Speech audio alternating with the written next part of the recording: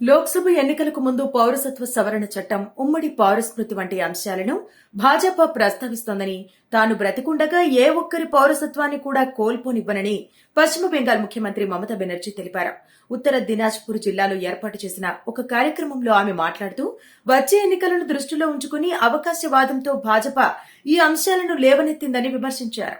ఎన్నికల ముందే ఎన్ఆర్సీ, పౌరసత్వ సవరణ చట్టం, ఉమ్మడి పౌరస్మృతి అంశాల గురించి భాజపా మాట్లాడుతుందని, ఇది కేవలం రాజకీయమని దీదీ తెలిపారు. అలాగే అనేక మందికి పౌరసత్వం ఇచ్చామని, వాళ్లు కూడా దేశ పౌరులేనని, అందుకే ఓటు వేసేందుకు వారిని అనుమతిస్తున్నామని చెప్పారు.